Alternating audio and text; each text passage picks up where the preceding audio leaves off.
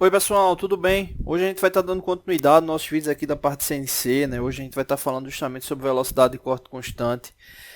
Inclusive no último vídeo que a gente fez da parte de torneamento convencional, a gente estava falando sobre velocidade de corte, né, em geral. E no caso referente à velocidade de corte constante, né? Ela é justamente referenciada pelo código G96, né?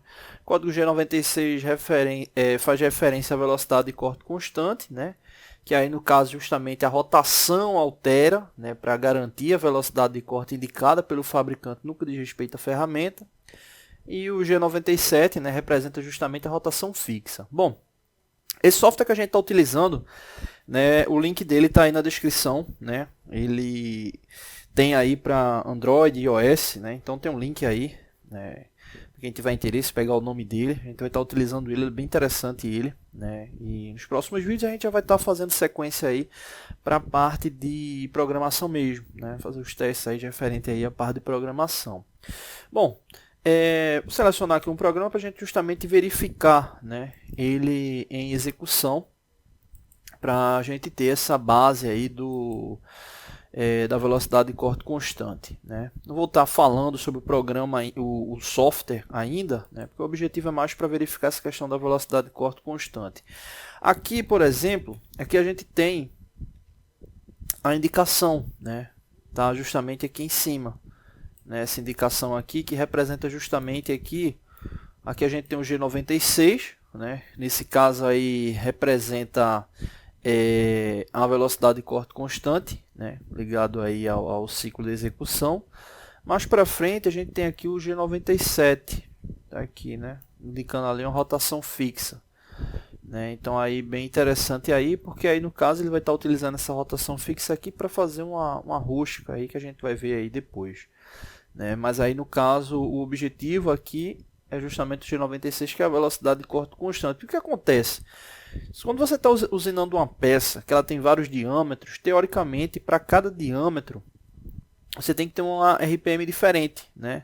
Então, justamente essa relação, né, no que diz respeito a RPM, faz com que você tenha que calcular, né, um RPM para garantir a velocidade de corte, né, e sair para um torneamento convencional. No caso, para uma execução dessa, né, no torno CNC, você utilizando o G96, você justamente garante que ele calcule, né, teoricamente, essa nova rotação a cada diâmetro novo executado, né. A gente pode observar aqui que justamente a referência, no caso ligada ao X, está referenciando o diâmetro, né?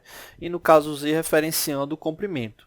Bom, vamos simular aqui, né, a execução para a gente verificar o ciclo, né? Como é que ele vai funcionar, tá bom? Vou mudar aqui a visualização dele, né, para a gente poder ver melhor. Pronto, aqui você observa que justamente ele está executando aí, né, o primeiro corte aí, né, para o diâmetro aí de 30 milímetros, né, uma profundidade de 70 milímetros aí de comprimento, né, uma velocidade aí de 0,4, né, e aí a gente tem justamente a execução, né, do ciclo aí conforme os diâmetros estabelecidos. E aí no caso justamente para cada diâmetro desse executado, né, teoricamente o ciclo ele tem justamente essa questão de calcular a RPM para cada um desses diâmetros, né, deslocados, né. Então isso aí é bem interessante porque você garante a qualidade no que diz respeito tanto à geometria da peça quanto a questão da rugosidade, né? Você justamente mantendo essa velocidade de corte constante, ou seja, uma RPM proporcional para cada diâmetro, tomando como base aí a característica indicada pelo fabricante referente à ferramenta. Aí já está utilizando justamente a RPM fixa, né? E aí ele está indo para execução do roscamento, aí encerrando aí o ciclo aí de simulação dessa peça, né? Lembrando que o objetivo aqui é falar sobre a velocidade de corte constante, né? Mais para frente a gente vai estar trabalhando em cima de ciclos de execução ligados a programa especificamente. Bom, é isso. Não deixe de se inscrever no canal. Toda semana tem vídeos novos. Valeu! Oi pessoal, tudo bem? Hoje a gente vai estar dando continuidade aos nossos vídeos da parte de metrologia, né? Hoje a gente vai fazer mais uma análise comparativa referente à tolerância dimensional. e a gente vai estar justamente verificando aqui essas duas tolerâncias, né? No caso, esses dois valores nominais, que é 38 milímetros, né? E as duas tolerâncias indicadas, né? Mais ou menos 1 milésimo, né? E mais ou menos 2 centésimos, ou menos 2 centésimos, né? Então, o que é que a gente tem aqui de informação, né? Quando a gente observa esse 38, né? 38 milímetros, mais ou menos 1 milésimo de milímetro, né? E for verificar aí a sua variação, a gente tem justamente como valor máximo, né? Ou seja, tolerância máxima igual a 38 milímetros mais 1 milésimo, né? Ou seja, daria justamente 38,001, né? Enquanto o mínimo seria justamente 38, né? Menos o milésimo, né? Que daria justamente 37, né? 37,99. Seria aí as faixas, né, dessa tolerância, seja máxima e mínima. Né? Então, quando a gente vai para o de 38, 2 centésimos, a gente já tem o seguinte, né? 38 menos 0,02, ou seja, que é o valor nominal e a indicação de tolerância, a gente teria o máximo, nesse caso aí, igual a 38, né? Tá, aqui 38 mais 0, só para ter uma referência, né? Poderia ser mais 0 ou menos 0. Toda vez que só aparece um valor indicativo, né? Sendo menos ou mais, a gente tem que entender que é como se tivesse um zero ali embutido, né? No valor. É como se a gente tivesse aqui um zero aqui em cima. Só que mais 0 ou menos 0 vai dar em nada, né? Então, por norma, não precisa aparecer, né? Mas aí, para a gente manter a lógica, 38 mais 0, nesse caso aí, vai dar igual a 38 milímetros, né? Ou seja, esse é o valor máximo. Né? O valor mínimo vai ser justamente 38 menos 2 centésimos. Né? O mínimo nesse caso aí vai ser 38 menos 2 centésimos. 38 menos 2 centésimos vai dar igual a 37,98. E aí vamos aí para análise, né? Um passo importante é justamente saber o campo dimensional, né? Ou seja, qual é essa faixa de tolerância aí, quanto é que ela tem de comprimento, né? Para a gente fazer esse cálculo só é subtrair o máximo e mínimo dos dois, né? Ou seja, vou colocar aqui campo dimensional, né, de 38 mais ou menos 1 milésimo, a gente teria justamente o máximo menos o mínimo, né? Ou seja, 38,001 menos 37,99, né? Ou seja, esse campo dimensional é de 2 milésimos de milímetro, né? 2 milésimos de milímetro, enquanto o de 38 menos 2 centésimos, eu já vou colocar aqui já direto aqui a subtração, a gente teria 38 menos 37,98, ou seja, 2 centésimos de milímetro.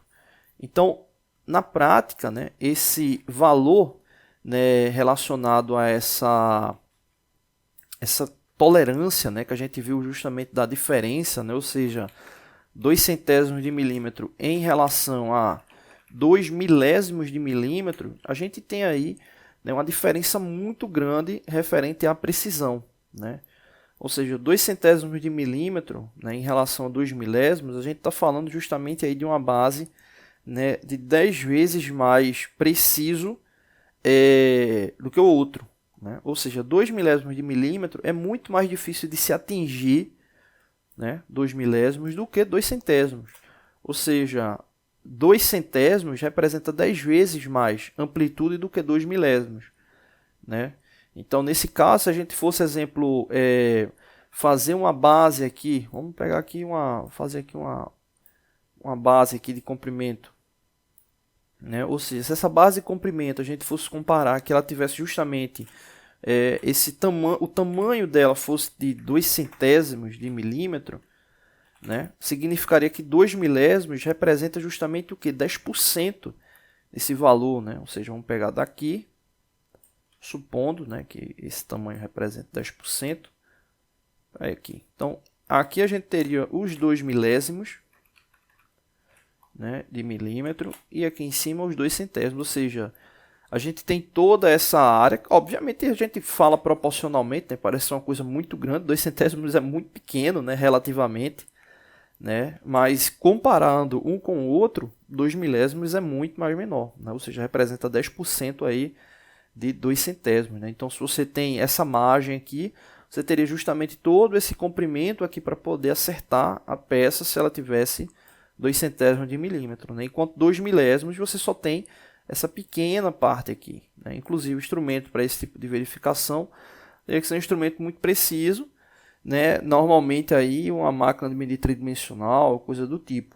Obviamente 2 milésimos de milímetro, né? A gente está falando de um valor muito preciso, né?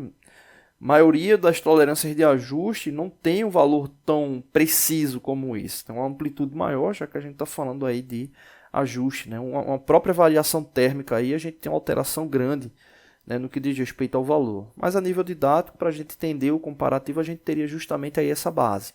Tá bom? Então, mesmo a gente retratando valores que aparecem afastamentos aqui diferentes, é importante a gente observar, né, essa indicação de tolerância para saber como é que a gente vai se comportar a nível de fabricação, de montagem, projeto, né? Então, nesse caso, exemplo, se você tem um produto para fabricar com essa tolerância de 38 mais ou menos um milésimo, né, você vai ter um trabalho enorme aí para fabricar, tá bom?